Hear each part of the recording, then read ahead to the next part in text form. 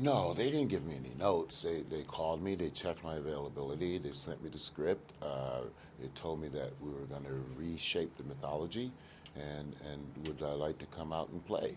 And that they would love me to come out and play. So I was just thrilled to be invited.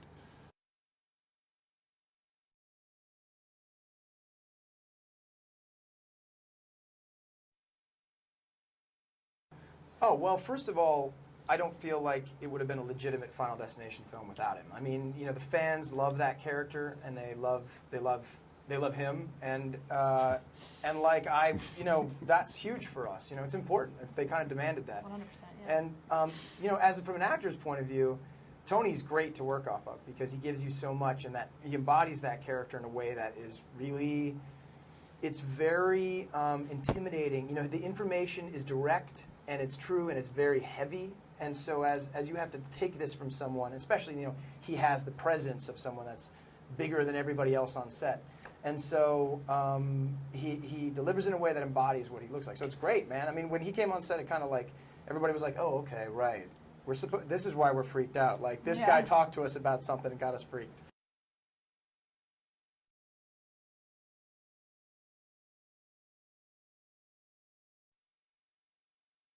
Well, okay, the audition process for me was very quick. I was cast very late in the process, so I had one audition. I went in to meet New Line. Everyone was already up in Vancouver.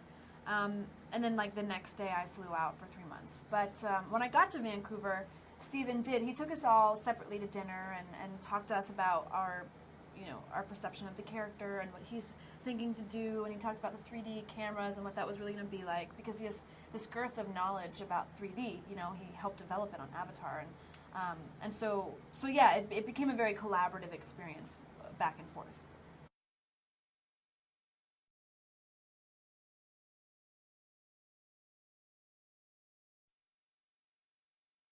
Well, I was excited, you know, for the pedigree that he came from. I mean, I was very intrigued. The way they spoke about him was really highly, and then you meet him and you can see the preparation. I mean, he has, you know, in a positive way, an obsession with preparing for as much of the possibilities that can happen on a day, which is so important for a highly technical shoot.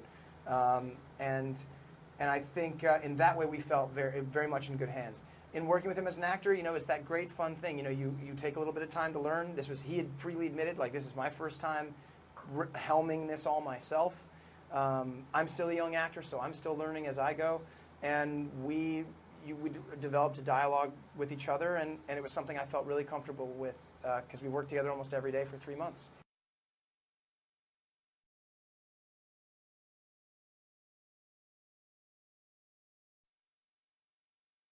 Sure. My parents did, actually. Really? I can't believe they did it, but they did. Fantastic. I mean, I love that. knowing you were cast, they did? Yeah, when they knew I was cast, they went for all of them, and they were just like, "This is terrifying."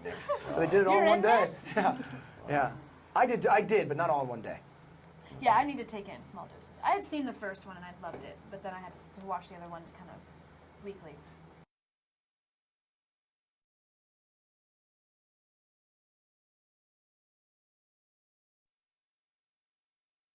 Well, my favorite death scene is the one in Final Destination 2 where the guy gets sliced up by the barbed wire. I love it because it's the shock of Final Destination, and I love it because it's like the kind of imaginative gore, 3 different segments of a guy falling off. I really like that. Yeah, I mean, yeah, if you guys want to go down the line. My favorite death is probably the tanning booth.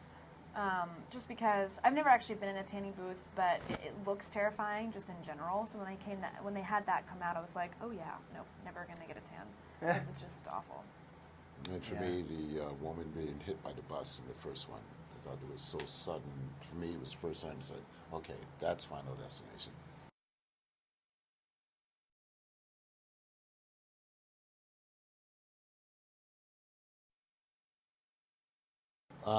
They're just really appreciative.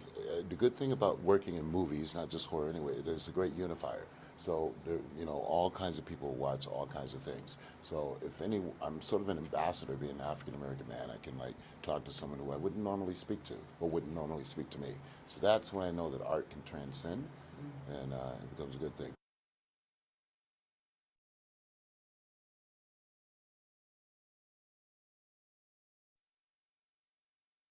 I mean, call me what you will. I mean, if you're gonna call me queen, I ain't gonna kick you out of the room. Right. Yeah, I mean, I've been incredibly lucky and blessed, and one of the most amazing things about the horror genre are the fans, and they're very loyal fans, and they're so vibrant. Like they get their voice out there, and they support 100%.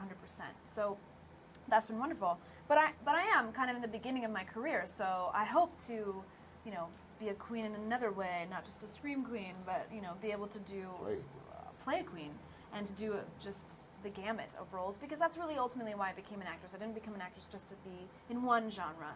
I've been very lucky in this genre, but yeah, it'd be nice to play them all.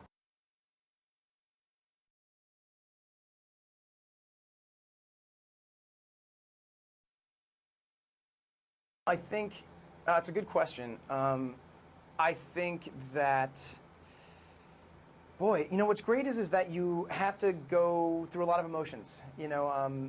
It's for me in particular. I got to run the gamut. I get to have.